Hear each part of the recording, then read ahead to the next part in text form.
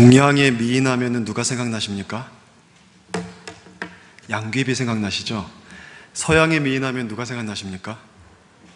클레오파트라가 생각나시죠? 실제로는 둘 다 지금 미인의 관점에서 볼 때는 안 이뻤다고 하는데 그 당시는 많이 이뻤나 봐요. 이런 얘기가 있습니다. 클레오파트라의 코가 조금만 낮았다면 지구의 얼굴은 달라졌을 것이다. 클레오파트라의 코가 조금만 낮았다면 역사는 달라졌을 것이다. 이 얘기 들어보셨습니까? 이 얘기를 한 사람이 파스칼입니다. 파스칼이 팡세에서 인생의 허무함을 얘기하면서 기록한 글입니다. 그 예시로 연애의 예를 든 거예요. 클레오파트라를 봐라.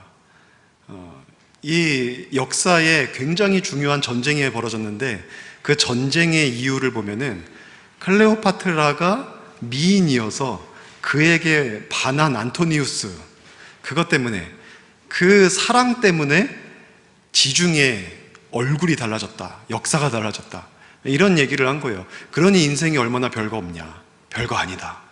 아무것도 아닌 사소한 일, 그것이 지금 우리가 생각하고 있는 대단한 일들을 결정하는 요인이 되고 있다. 인생 아무것도 아니다. 이런 얘기를 한 겁니다. 근데 이 내용을 사회학자들하고 역사학자들이 받아서 거기서 통찰을 얻은 거죠. 이렇게 그 내용을 조금 다르게 진술을 합니다. 어떤 얘기들을 하냐면 역사는 아주 사소하고 우연한 일들에서 예기치 못한 놀라운 결과를 만들어낸다. 이거를 이젠 긍정적으로 얘기하는 거죠. 원래 파스칼이 얘기한 거랑 조금 다르게 긍정적으로. 사소하고 작은 일들도 그것을 가만히 두고 보면은 굉장히 역사의 커다란 전환점을 만들어내기도 한다는 거죠. 그래서 사소한 일, 그런 개인적인 일, 그리고 우연한 일, 이런 것들이 얼마나 중요하냐, 그냥 무시할 수 없다, 이런 얘기들을 하는 겁니다. 데니엘 부어스틴이 이 내용을 받아서 책을 썼습니다. 그 책 제목이 클레오파트라의 코입니다.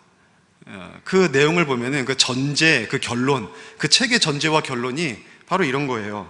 역사의 전환점을 보면 사소하고 우연한 일들이 핵심적인 역할을 했다는 거예요.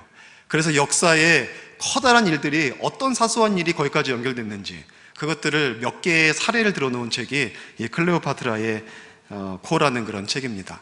실제 우리의 역사를 보면은 이런 사소한 일들이 결정적으로 중요한 전환들을 이뤄낸 것들을 볼 수 있습니다. 간단하게 예를 하나만 들자면 플레밍이 최초의 항생제를 개발하죠. 여러분 다 아는 내용입니다. 1928년인가? 그때쯤 최초의 항생제 페니실린을 개발을 하는데 그것이 우연한 일 때문이었거든요.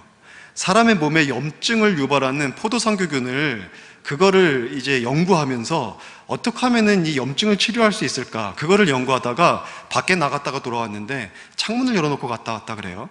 근데 창문으로 우연히 이 균이 무슨 균이었더라? 무슨 균입니까?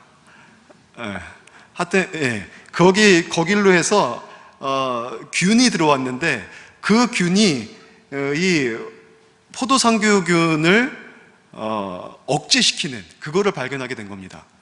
그래서 결국은 이걸로 인하여서 2차 세계대전 때 수많은 사람들의 목숨을 구합니다. 많은 사람들이 다쳤는데 다치면 염증이 생기잖아요. 그 염증을 이 항생제를 통해서 치료를 해서 젊은이들의 수많은 목숨을 구하게 됩니다. 이것이 굉장히 우연적인 일에 의해서 발견되었다라는 거거든요. 그래서 그런 것들을 과학에서는 세렌디피티라고 얘기를 합니다. 그게 행운 이런 뜻인데 그런 행운적인 일들이 역사를 바꾸기도 한다. 실제로 우리의 삶에 보면은 이런 일들이 많이 벌어지고 있는 것입니다. 오늘 본문에 보면은 이스라엘의 역사 속에서 아주 대표적인 그런 예를 하나, 이것과 관련된 예를 하나 보여주고 있는 게 오늘 본문입니다. 오늘 본문에는요, 당시 이스라엘의 입장에서 보면은 아무것도 아닌 일임에도 불구하고 이 일이 역사를 바꾸게 되는 그러한 내용이 기록되어져 있습니다. 오늘 본문에는 한 가정의 슬픔이 나옵니다. 한 가정의 고통이 나와요. 이 슬픔의 문제, 이 고통의 문제는 당시 살아가는 이스라엘 백성들 전체가 볼 때에는 아무것도 아니에요. 그냥 한 집안의 문제일 뿐입니다. 그 집안은 중요한 집안도 아닙니다. 중요한 집안도 아니에요. 그냥 평범한 가정입니다. 이스라엘 백성들이 주목해서 봐야만 하는 가정이 아니에요. 그 고통을 같이 짊어져야만 하는 그런 문제도 아닙니다. 그냥 집안이 겪고 있는 그 고통인데, 이 고통의 문제는 개인적인 일이고 전체에서 볼 때는 사소한 일이고, 이러한 사건이 굉장히 커다란 일을 이룹니다.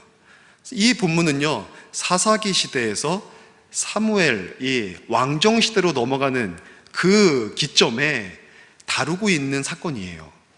그러면 사사기 시대의 그 무질서 속에서 왕정 국가로 넘어갈 때 좀 위대한 사건이 벌어지고 역사적으로 기념비로 세울 만한 사건이 벌어져야 되는데, 이것을 성경은 기록하고 있지 않습니다. 역사적인 사건을 기록하고 있는 게 아니라 갑자기 사무엘서 1장에 딱 등장하는 내용이 한 가정의 고통이에요. 여기서 한 여인은 계속해서 우는 여인으로 묘사가 되죠. 그 슬픔 때문에 고통스러워하고 있는 한 가정을 비추면서 왕정 국가에 대한 얘기를 풀어가고 있어요. 이 사건이 아무것도 아닌 것 같지만 사사시대에서 왕정시대로 넘어가는 중추적인 역할을 하는 사건이 됩니다. 개인의 아픔에서 왕국의 출발을 보여주고 있는 거죠. 이 사실을 보면서 우리는 우리 삶에 벌어지고 있는 일들이 굉장히 작은 일인 것 같고 아무것도 아닌 이 사사로운 일인 것 같고 개인적인 일인 것 같고 때로는 우연한 일인 것 같은 그러한 사건이라고 할지라도, 이 사건들이 하나님께서 의미를 두고 우리 삶 속에 허락하신 사건이라는 것을 생각하게 됩니다. 여러분 삶 속에 벌어지는 모든 일들은 하나님의 주권적인 섭리 속에서 벌어지는 일들인 것을 믿으시죠? 그것이 슬프고 고통스러운 일이라 할지라도 하나님의 주권적인 역사 속에서 그 일들이 이루어지고 있는 것입니다. 그래서 이 본문을 살펴보면서 매 순간, 그렇다면 우리의 삶에서 하나님의 뜻이 이루어지게 하기 위해서 우리가 어떻게 해야 될 것인지에 대해서 살펴볼 수가 있습니다. 이 내용에 대해서 좀 더 자세히 살펴보고자 합니다. 본문을 보면은요, 원래 1절부터 읽어야 되는데 너무 길어서 중간에 잘랐습니다. 그래서 본문을 잡았는데, 본문을 보면은 고통스러워하는 한 여인이 등장합니다. 그 여인의 이름은 한나입니다. 한나는 우리나라에도 이름 되게 많아요. 예수 믿는 분들이 자녀 딸의 이름을 한나라고 많이 짓습니다. 우리 교회에도 아마 있을걸요? 네, 있습니다. 굉장히 고통스러워하는 여인이 등장하는데 그 이름이 한나입니다. 이 여인은 자신을 진짜 사랑해주는 남편이 있었어요. 결혼한 지 수년이 지났는데도 계속 똑같이 사랑해줍니다. 이런 남자가 어디 있습니까? 그죠? 한 6개월 지나면 다 변하잖아요. 그죠? 근데 그게 정상적인 거 아시죠?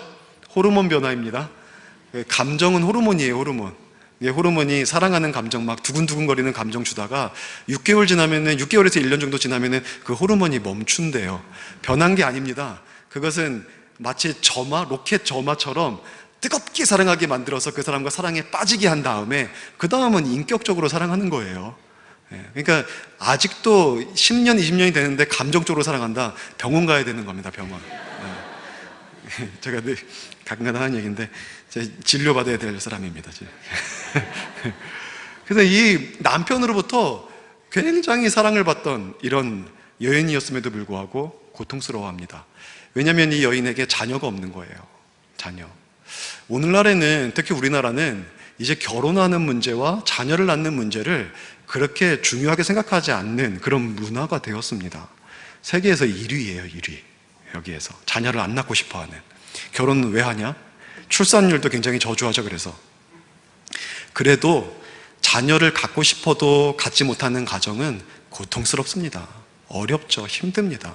저희도 13년째 낳은 거라서 그 마음을 압니다. 굉장히 고통스럽죠. 근데 이 당시는요, 지금 우리가 느끼는 고통보다 훨씬 더 심했습니다. 이 당시에는 모든 가정들이 날 수 있는 한 낳았습니다. 그러니까 힘 닿는 한 낳은 거예요. 자녀가 많이 있어야만 했습니다. 왜냐하면 크고 작은 전쟁들이 많이 벌어졌거든요. 특히 남자들이 많이 필요했어요. 사사시대만 해도 보세요. 얼마나 주변 국가들이 계속해서 전쟁을 걸어왔습니까? 그곳에서 나라를 지키려면 아들이 많아야 되는 거예요, 아들이. 그러니까 자식을 많이 낳죠. 그리고 그 당시에는 직업이 거의 1차 산업이었습니다. 그러니까 먹고 사는 게 땅 파서 농사 짓거나 아니면 가축 기르는 일, 몸으로 때우는 일들이에요. 그러면은 집안에 아들이 많으면 일꾼이 많으니까 그 집안은 부자인 거예요. 힘이 넘치는 겁니다. 근데 아들이 하나밖에 없거나 없으면 얼마나 초라한 집이 됩니까? 그러니까 자식을 많이 낳는데 특별히 아들을 많이 낳아야만 하는 그런 환경이었죠. 그리고 또한 이스라엘 백성들에게 있어서는요, 자녀를 낳지 못하는 여인은 하나님 앞에 죄를 지었다라는 생각을 하고 있었습니다. 그러니까 하나님이 죄 때문에 벌을 내리신 게 무자식이라는 거예요. 무자한 거예요. 그러니까는 이 여인은 너무 고통스러운 거예요. 너무 고통스러운 거예요. 여인으로서 그 당시 시대에 꼭 필요한 일을 못하고 있는 거예요. 그러니까 이걸 가지고 날마다 우는 겁니다. 남편이 아무리 사랑해줘도 소용이 없는 거예요. 자신의 신세 속에서 힘드니까 그렇게 우는 겁니다. 게다가요, 남편이 결국은 후처를 둡니다. 아들은 봐야 되니까. 그래서 후처를 두어서 분인나라는 여인이 들어오는데 사랑하는 남편에게 두 아내가 있는 겁니다. 여러분, 이거 얼마나 힘듭니까? 내가 사랑하는 남편이 나 말고 또 다른 아내를 데리고 있어요. 아니면 내가 사랑하는 아내가 나 말고 또 다른 남편을 데리고 있는 거예요. 이거 어떻게 삽니까? 너무 힘들고 고통스러운 일이죠. 그러니까는 이 여인은 늘 우는 겁니다. 거기다가 이 남편이 분인나보다 한나를 훨씬 사랑합니다. 한나를 사랑해요. 어쩔 수 없이 분인나를 맞이했지만. 그러다 보니까 분인나가 투기심, 질투심 때문에 한나를 눈에만 보이면 그를 격동시키는 겁니다. 그를 막 힘들게 해요. 뭐라고 힘들게 했겠습니까? 그냥 상상되잖아요. 뻔하잖아요. 아이도 못 낳는 이 여자야, 뭐 이러면서 놀렸겠죠. 힘들게 했겠죠. 그러니까 너무나 그것 때문에 고통스러운 시간을 보내고 있는 겁니다. 날마다 우는 거예요. 날마다 우는 거예요. 그럼 여러분, 이 가정이 한나만 고통스럽겠습니까? 분인나는 어떻습니까? 우리 대체로 분인나는 악녀 막 이렇게 생각을 하는 것 같아요. 근데 여러분, 우리가 생각을 해보면 분인나도 불쌍한 여자입니다. 분인나도 한 가정에 귀한 딸로 태어났을 거예요. 저는 지금도 우리 딸아이한테 너랑 나랑은 버진로드를 같이 걸으면 안 된다. 결혼할 때 여기 길 있잖아요. 그런 얘기를 막 합니다. 나는 너를 보낼 수 없다. 아직 애가 어리니까 아빠하고 산다고 하는데 정말 생각하면은 막 속이 상해요. 누군가 데려오면 가만 안 놔둘 생각입니다. 근데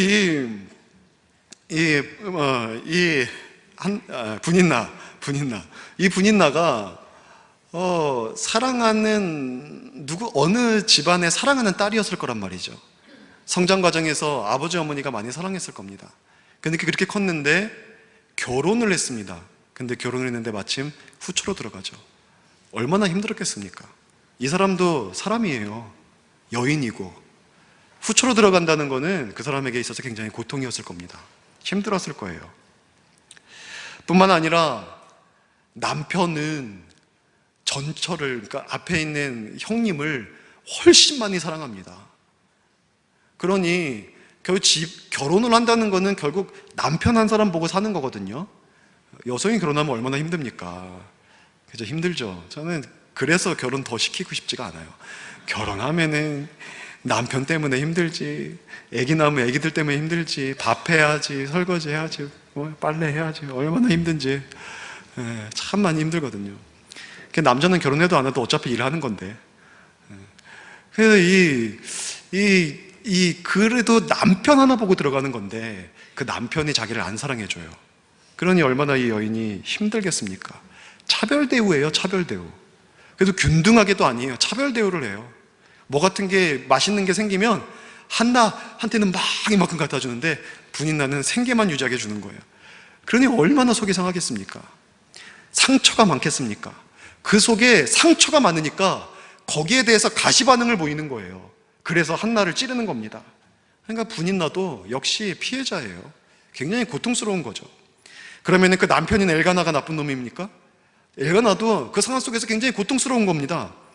8절에 보니까 이렇게 얘기를 해요. 한나여, 어찌하여 울며 어찌하여 먹지 아니하며 어찌하여 슬프냐? 내가 그대에게 10 아들보다 낫지 아니하냐? 그 역시 고통스러운 거예요. 또 두 여인이 계속해서 보이는 갈등 속에서도 매일 편한 날이 없는 거죠. 너무나 힘든 시간을 모든 가정이 함께 보내고 있습니다. 엘가나의 가정 구성원 개개인에게 있어서는 이 문제는 그들의 인생이 걸린 가장 큰 아픔이었습니다. 가장 큰 고통이었어요. 하지만 이스라엘 전체에게 있어서는요, 이거 안 중요합니다. 그 옆집 사는 사람도 그 집안의 문제 때문에 같이 고민하고 기도해 주지 않았을 거예요. 그냥 그거는 그 가정만의 고통이었고 아픔이었고 문제였던 것입니다. 국가에 영향을 주는 문제가 아니에요. 역사를 바꿀 만한, 그 자체만을 두고 볼 때에는 역사를 바꿀 만한 커다란 문제로 보이지 않는다는 겁니다.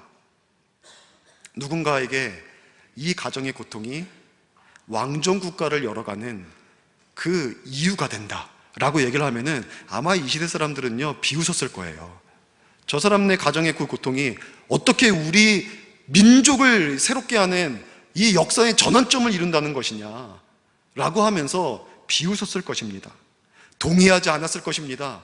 혹시 그렇게 된 결과를 보여줘도 이거는 진짜 우연이다, 우연히 눈물 흘리면서 고통스러워한 것은 직접 연결되는 것이라고 보기도 어려운 진짜 우연한 일이다. 그러다 보니까 우연히 아들을 얻었고 그 아들이 우연히 이스라엘을 영도하는, 지도하는 선지자요, 마지막 사사요, 그리고 또한 실질적인 왕, 실질적으로 왕처럼 다스렸거든요.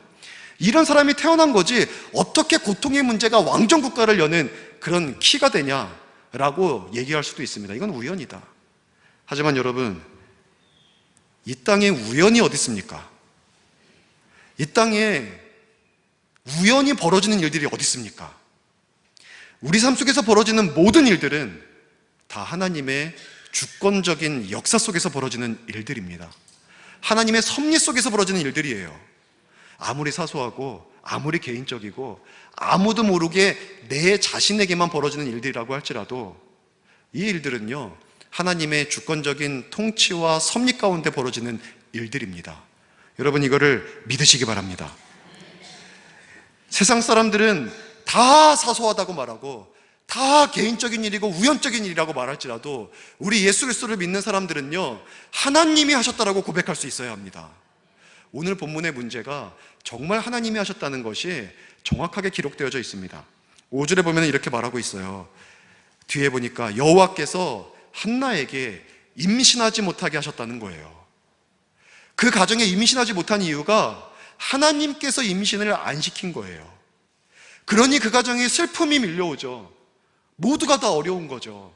이런 상황이 벌어진 거예요. 그 가정의 슬픔은요, 하나님이 의도하신 일이에요.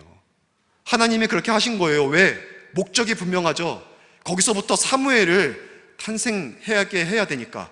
그래서 왕정국가를 열어가야 되니까 하나님은 그 가정에 슬픔을 주신 겁니다.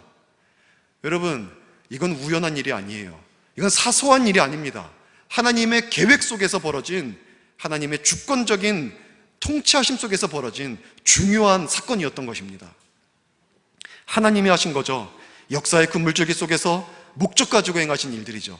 여러분, 모든 일이 다 그래요. 모든 일이, 우리가 살아가면서 겪는 모든 일이 다 하나님의 주권적인 통치 아래서 벌어지는 일들인 것입니다. 그래서 여러분, 어떤 결과를 두고 사람들이 우연한 일이다라고 말할 때 우리 믿는 사람들은 아니요, 이것은 하나님의 섭리입니다라고 고백할 수 있어야 합니다. 사람들은 되어져가는 과정을 보면서 이것은 정말 별것 아닌 일이고 사소한 일이다라고 말할 때 아니요, 그렇지 않습니다. 이런 일들이 바로 위대하신 하나님의 위대하고 선한 계획의 일부입니다. 이러한 일들이 결국 하나님이 목적하시는 바의 뜻을 이루어낼 것입니다. 여러분, 우리는 이렇게 말할 수 있어야 합니다.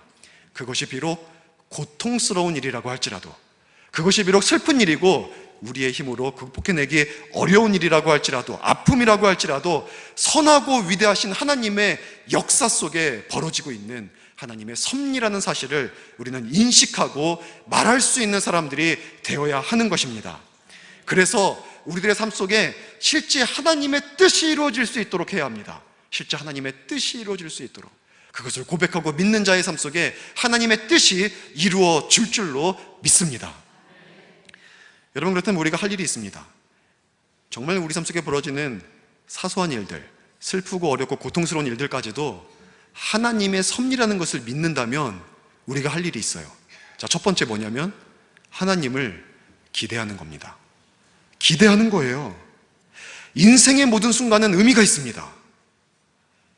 가장 깊은 구렁에 빠져 있는 것 같은 순간도 의미가 있습니다. 시편 139편에서 다윗이 그 고통스러운 순간에 하나님을 발견하게 되는데, 그때 다윗이 고백하는 게 그거예요. 하나님이 나를 향해서 가지고 계신 계획이 바다의 모래보다 많구나. 그걸 몰랐거든요. 너무나 힘들어서. 근데 어느 순간 하나님이 주시는 비밀을 깨닫게 됐는데, 하나님이 내 삶 속에 가지고 계신 계획이 바다의 모래보다도 많은 거예요. 근데 그의 고백이 뭐냐면 그 계획들이 다 보배롭다. 다 보배롭다. 이게 좋은 일만 두고 하는 얘기겠습니까? 다윗은 지금 쫓기면서 광야에서 고통스러운 상황이에요. 그 상황 속에서 고백하는 거예요. 하나님이 나를 향해서 가지고 계신 계획이 바다의 모래보다 많은데 그 계획들이 다 보배롭다. 다 보배롭다. 여러분, 모든 일들이 의미 있는 것입니다. 설레이는 일이에요. 굉장히 설레이는 일입니다. 하나님의 섭리와 역사 속에서 내 삶이 진행되어져 나가고 있다는 것, 얼마나 기대가 되고 얼마나 설레이는 일입니까? 고통 중에도 하나님의 위대하고 선한 계획이 있습니다. 그 고통을 통해서 하나님께서 하실 일을 기대하시기 바랍니다. 기대하십시오. 여러분, 예측할 수 없기에 더욱 하나님을 바랄 수 있는 겁니다.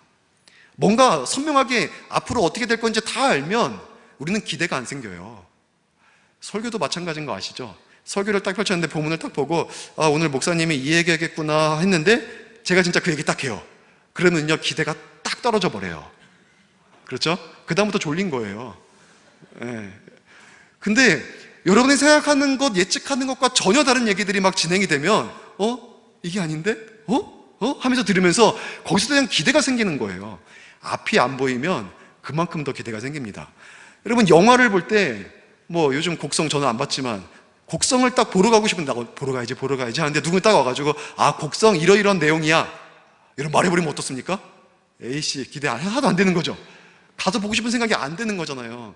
특히 옛날에 반전이 엄청났던 식스센스 같은 거 누군가가 얘기해 줬어 봐요. 진짜 재미없는 영화 되죠.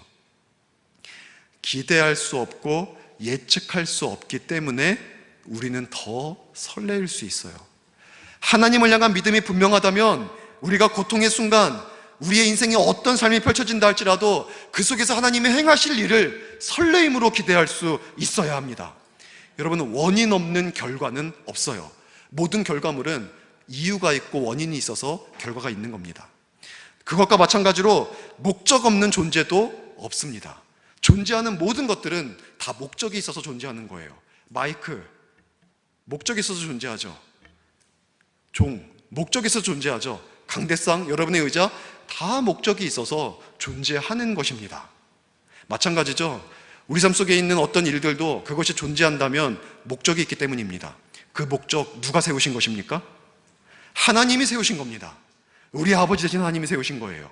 그러니 우리의 삶 속에서 벌어지는 모든 일들이 하나님의 목적하에 이루어지기 때문에 얼마나 귀한 열매들을 맺겠습니까? 여러분, 기대하십시오. 가장 고통스러운 순간에도, 슬픔 속에 사로잡힌 순간에도 하나님을 기대하시기 바랍니다. 그리고 두 번째, 우리가 그렇기 때문에 해야 될 일이 뭐냐면, 하나님을 믿고 기대하기 때문에 해야 될 일이 우리의 삶 속에서 선을 선택하는 것입니다. 벤자민 워필드가 이런 말을 했습니다. 하나님은 선하신 분이시며 하나님은 모든 일을 합력하여 선을 이루시는 분이시다. 맞죠? 하나님 선하시죠? 여러분, 여기 믿으시죠? 하나님은 모든 일을 합력해서 선을 이루시는 분이 맞죠? 여기에 대한 분명한 믿음이 있습니까? 그러면은 계속해서 하는 말이 이겁니다. 우리가 이 사실을 믿는다면 이제 할 일은 우리의 삶에서 선을 선택하는 거다. 이런 말씀을 합니다. 하나님이 정말 선하시고 하나님의 모든 일을 합력해서 선을 이루시는 분이시라면 우리의 삶 속에서 여러분, 선을 선택해야 되는 겁니다. 선을.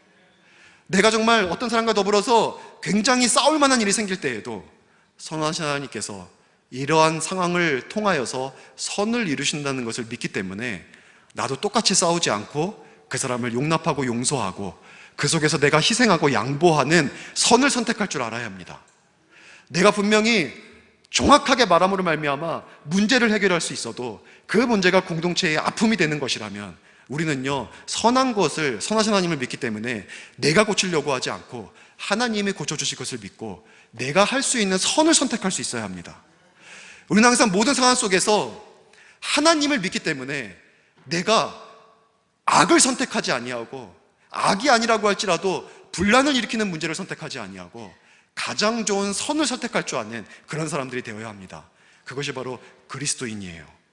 한나는요, 처음에는 식음을 전폐하고 울었습니다. 먹지도 않고 울었어요. 근데 어느 순간에 자신의 고통 속에서 한 가지 결심을 하게 됩니다. 그건 뭐냐면 하나님께 가서 기도해야겠다, 이런 하나님 앞에서 울어야겠다, 이런 결심을 하게 됩니다. 10절에 나와 있는 내용입니다. 선을 선택한 거죠. 선을 선택한 겁니다. 기도하기로 작정한 겁니다. 더 이상 그것 때문에 슬퍼하고 낙심해 있고 집안 전체를 우울하게 만들어가는 것을 선택하지 아니하고 이제 내가 하나님 앞에 가서 울어야겠다, 하나님께 기도해야겠다, 이 선을 선택한 것입니다. 그리고 그는 기도했습니다. 그의 기도에는요, 두 가지 특징이 있었어요. 하나는요, 통곡하면서 울었다는 거예요. 통곡하면서 울었습니다. 통곡이 뭐예요? 크게 우는 거죠. 크게 웁니다. 여러분, 사람이 크게 우는 거 잘 못합니다. 특히 남자들은 자존심이 있으니까, 남자는 강해야 된다는 그 인식이 있으니까 잘 안 웁니다. 안 울려고 하죠. 통곡하며 운다는 것은요, 내 모습 그대로를 다 보이는 겁니다. 다 보이는 거예요. 나의 부끄러움도 보이는 겁니다. 나의 중심을 가지고 나아가는 겁니다. 그러니까 진심으로 지금 한나가 기도하고 있는 거예요. 거기다가 통곡으로 기도한다는 것은요, 자신의 마음을 다해서 다 쏟아내는 것이기 때문에 전심으로 기도하는 겁니다. 한나는 지금 하나님 앞에 나아가서 진심으로 기도하고 전심으로 기도하고 있습니다. 하나님 앞에 이렇게 나아가는 것은요, 정말 의미가 있습니다. 성도가 모든 상황에서 취해야 될 바로 선한 선택이 있다면, 신앙의 자세가 있다면 바로 진심으로 전심으로 하나님 앞에 나아가서 기도하는 거예요. 모든 상황 속에서. 여러분, 좋은 일이 있어도요, 하나님 앞에 기도해야 합니다. 오늘 여행을 간다고 할지라도 먼저 하나님 앞에 나와서 기도하십시오. 하나님, 우리 가족이 오늘 여행 가는데 하나님 이렇게 좋은 시간 주셔서 감사합니다. 여행 내내 정말 좋은 시간만 되게 해주세요. 안전도 지켜주시고, 그동안 고생 많이 했는데 우리 남편, 우리 아내, 그리고 우리 자녀들 좀 자유롭게 충분하게 쉼을 누리다가 돌아오게 해주세요. 기도하고 가십시오. 좋은 일도. 슬픈 일이 있어도 여러분 기도하십시오. 슬픈 일이 있어도 교회 나와서 하나님, 나를 좀 도와주세요. 내 마음이 너무 아파요. 여러분 기도하십시오. 왜 사람 앞에서 웁니까? 하나님 앞에서 우십시오. 슬픈 일에 장례가 나서 거기를 갈 때에도 교회 나와서 기도하고 가든지, 그렇게 못하기 때문에 여러분의 가정에서 기도하고 가십시오. 아무리 급한 사건, 사고 소식을 들어도 먼저 하나님 앞에 기도하십시오.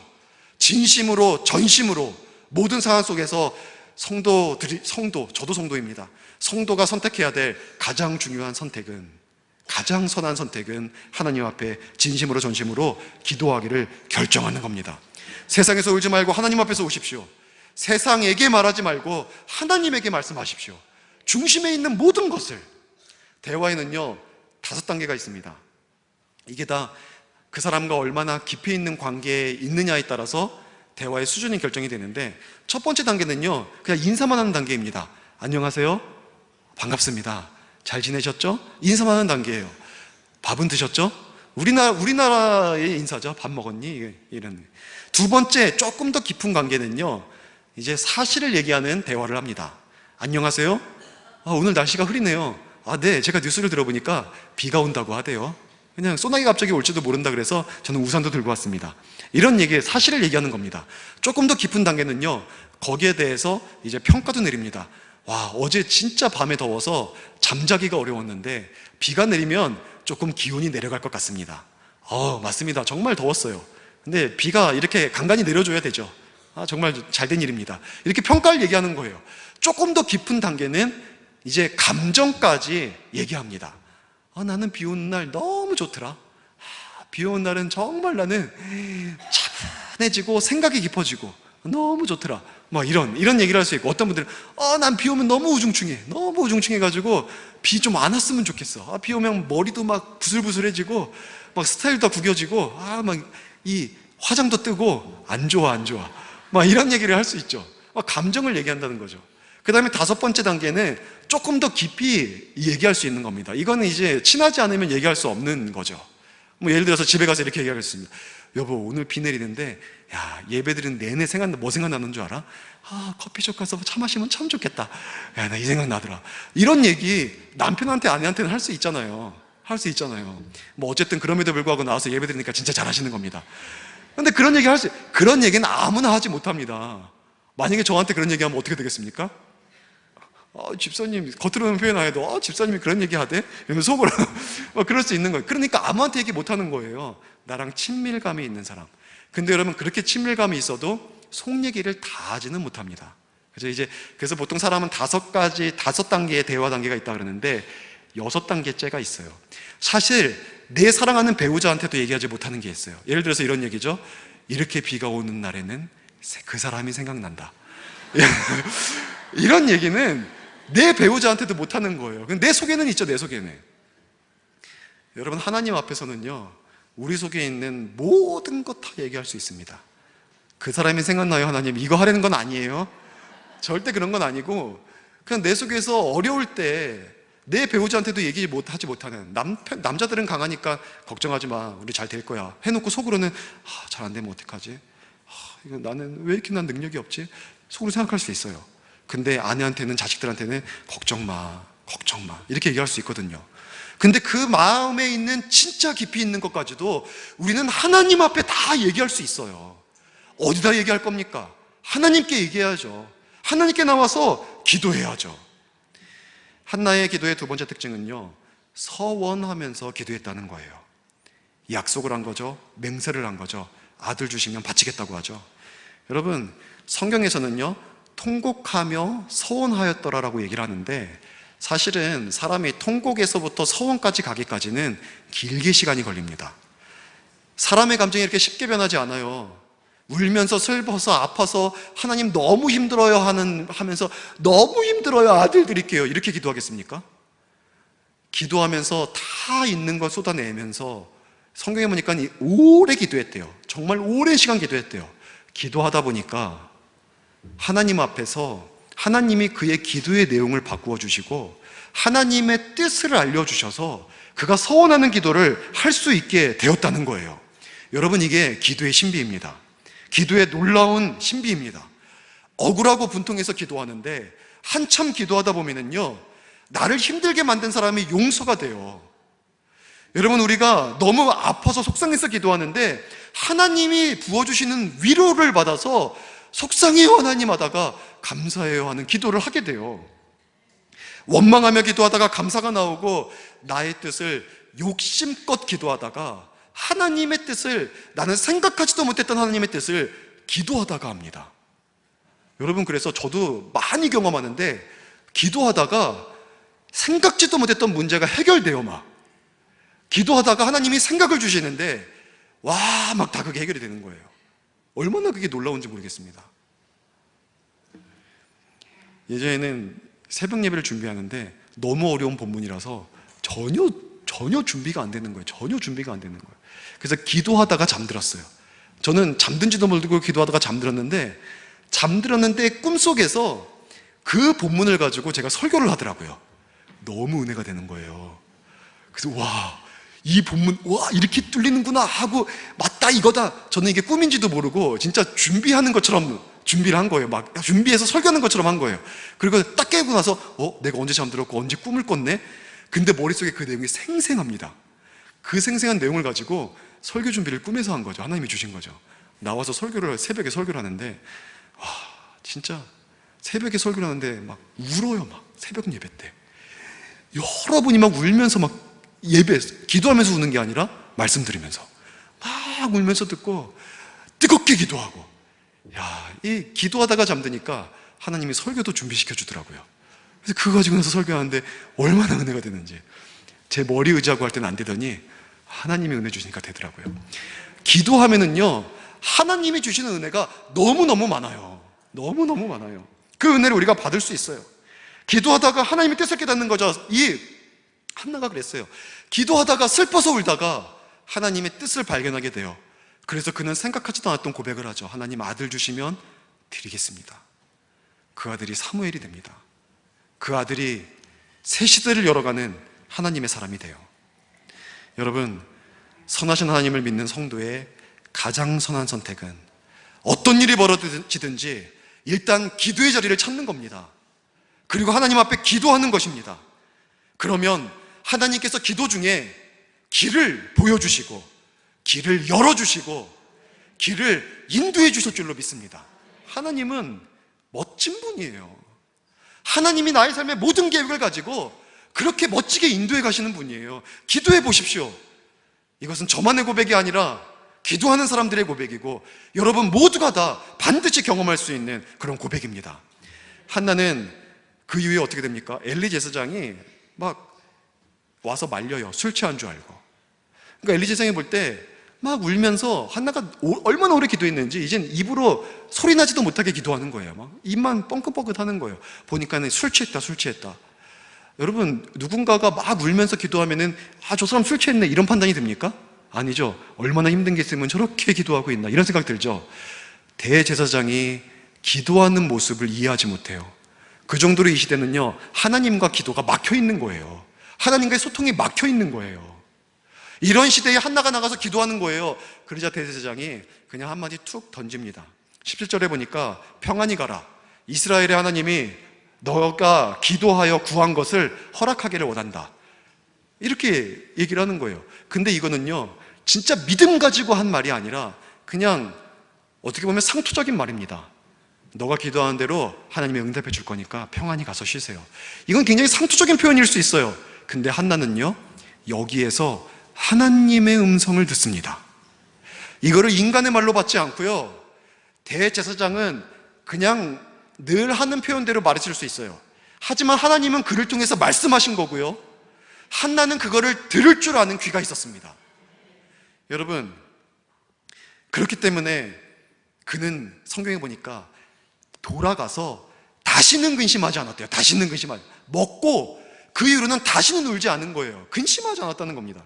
기도할 때 일어나는 놀라운 변화는요, 그동안 숨어 계신 것 같다는 하나님이 보입니다. 그동안 들리지 않았던 하나님의 음성이 들립니다. 그동안은 깨달을 수 없었던 하나님의 뜻을 깨닫게 됩니다.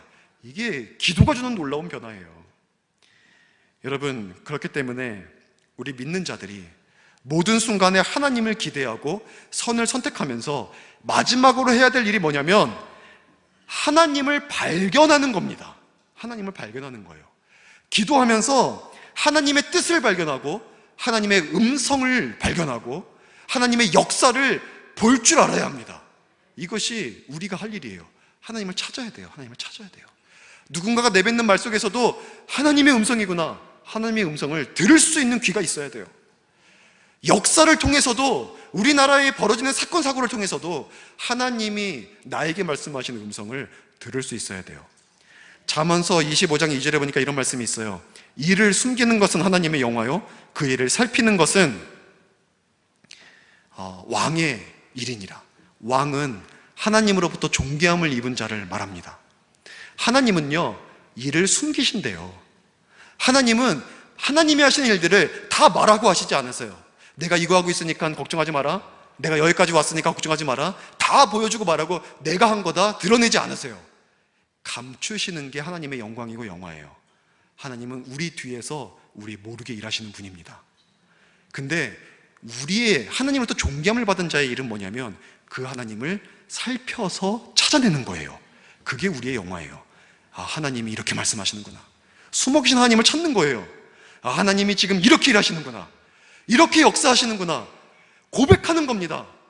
여러분 한번 해보십시오. 여러분의 삶에서 하나님 찾기 한번 해보십시오. 그냥 내 삶에 벌어지는 많은 일들 속에서 하나님의 말씀, 하나님의 역사, 하나님의 뜻 발견해 보십시오. 이것이 바로 그리스도인들이 해야 될 일들입니다. 하나님을 믿기 때문에 우리가 할 일들이에요. 한나는요, 바로 이러한 일들을 했습니다. 그리고 결국 사무엘을 얻고 하나님께 드리고, 사무엘은 왕정국가를 열어가는 선지자요, 마지막 사사요, 실질적인 최초의 통치자, 이 사람이 될 수 있었던 것입니다. 그래서 개인의 아픔이 정말 별것 아닌 일이 왕국을 열어가는 놀라운 역사가 되었던 거죠.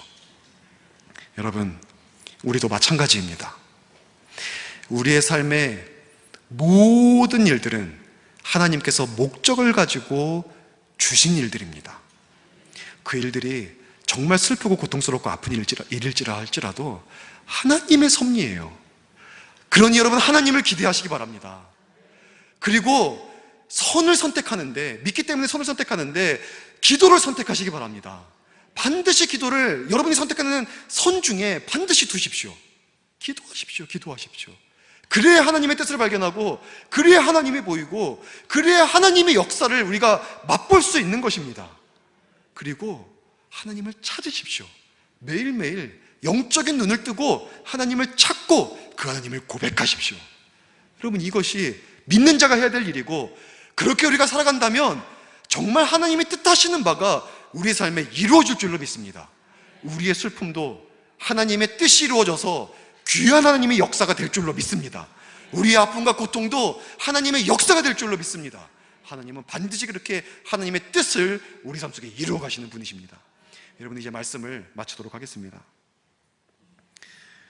여러분, 특별히 우리 교회가 정말 중요한 시기를 지나고 있습니다. 우리 담임 목사님께서 20년 동안 교회를 담임하시고, 이제 교회를 위하여 또 하나님께 주시는 새로운 비전을 향하여 이제 나아가시게 되셨습니다. 그 리더십의 전환이 이루어지고, 또 교회가 새로운 시대를 또 걸어가야만 하는 이러한 시점입니다. 여러분, 우리가 뭘 해야 되겠습니까? 당연하죠. 우리 모두의 가슴에서 하나님을 향한 기대가 불일 듯이 일어나야 합니다. 여러분, 그냥 하루하루 보내지 마십시오. 이 시기에 하나님을 향해서 기대하십시오. 하나님 어떻게 일하실까? 하나님 무엇을 하실까? 그리고 또 여러분, 그 기대 속에서 기도하십시오. 지금 우리는요, 기도해야만 할 때입니다. 기도해야만 할 때예요. 우리 담임 목사님을 위해서도 기도해야만 할 때이고, 우리 교회를 위해서 기도해야 될 때입니다. 여러분, 요즘 새벽 예배 나와 보십시오. 많이 나와서 기도합니다. 많이 나와서 기도해요. 뭐 나오십시오 하는 게 아니라 하나님을 향한 기대 속에서 기도해야 될 때라는 것을 아는 거예요. 우리 장로님들이 서로 기도해야 될 때이라는 것을 말씀을 나누시면서 같이 기도하러 나와서 열심히 기도하고 계시고, 많은 분들이 오십니다. 금요 기도에 정말 많이 오셔서 뜨겁게 기도하고 있습니다. 뜨겁게 기도하고 있습니다. 금요 기도회를 정말 축제, 원래 여러분 예배는 셀러브레이션이고 페스티벌입니다. 구약의 예배도 그렇게 엄격하잖아요. 희생제사도 바치고. 근데 구약에서 예배를 표현할 때 페스티벌, 셀러브레이션을 가지고 표현을 했어요. 영어로 따지면. 그 정도로 축제예요, 축제. 금요, 처음에 성령축제로 했다가 영성축제, 금성축제, 금요 영성축제. 우리가 다 같이 모여서 뜨겁게 기도하고, 정말 기도해야 될 때예요. 하나님은 기도하는 사람을 통해서 역사할 겁니다. 기도 없는 한 민족보다 기도하는 한 사람이 더 강한 거예요. 여러분, 믿으십니까? 우리가 선택해야 될 선은 기도입니다. 기도하십시오. 새벽에 나오기 정말 힘들죠. 현대인들은 정말 어려워요. 새벽 문화는요, 새벽 기도는 원래 농경사회 기도. 도시 사람들은 새벽 기도하는 거 진짜 힘듭니다. 밤늦게까지 일하거든요. 일주일에 한 번만이라도, 한 번이 되면 두 번. 여러분, 그런 식으로라도 나와서 지금 기도해야 될 때 아닙니까? 정말 새벽은 죽어도 못하겠다. 나는 맨날 새벽 1-2시에 들어온다. 그러면 여러분, 제가 새벽 예배 나오시자면 저 나쁜 목사입니다. 여러분, 그런 경우는요, 금요기도에 나오시면 됩니다. 금요기도 하루만, 그죠? 그렇게라도 나오셔서 우리 다 같이 기도했으면 좋겠어요. 하나님이 개개인에게 뜻을 보여줄 겁니다. 개개인에게 교회의 미래를 보여주실 겁니다. 우리 각자에게 그 속에서 할 일을 알게 하실 것입니다. 그래서 우리 교회가 정말 하나님이 뜻하신 새 시대를 열어가고, 우리 담임 목사님도 아프리카에서 하나님이 주신 새 비전을 쫓아서 정말 놀라운 역사를 이루어 갈 줄로 믿습니다. 우리 모두가 다 기도를 통하여서 새 역사를 이루어 갈 수 있기를 주의 이름으로 간절히 축원합니다. 잠시 기도하겠습니다. 하나님 아버지, 우리는 고통이 있고 슬픔이 있고 아픔이 있을 때면 하나님을 기대하기보다 그 슬픔 속에 젖어 있고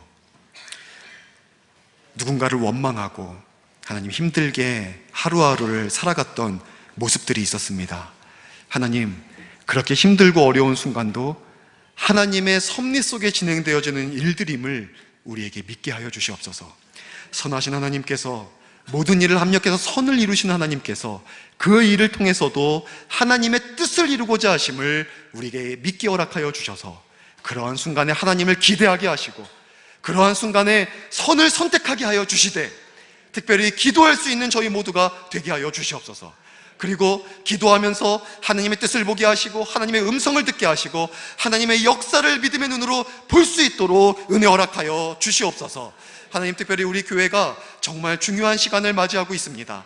하나님, 이러한 시간에 우리 모두에게 더욱더 하나님 앞에 나와서 기도할 수 있는 마음을 허락하여 주시고 여건이 되어지지 않는다면 그들이 있는 현장 속에서라도 하나님 앞에 간절히 진심으로 전심으로 기도하며 나아갈 수 있는 저희가 되게 허락하여 주셔서 하나된 기도 속에 하나님의 큰 역사를 보게 하여 주시옵소서. 하나된 기도 속에 교회도 새 시대를 열어가게 허락하여 주시고 우리 담임 목사님도 새로운 주님이 주시는 귀한 사역 감당해 나갈 수 있도록 은혜 허락하여 주시옵소서. 감사드리며 예수님의 이름으로 기도드렸사옵나이다.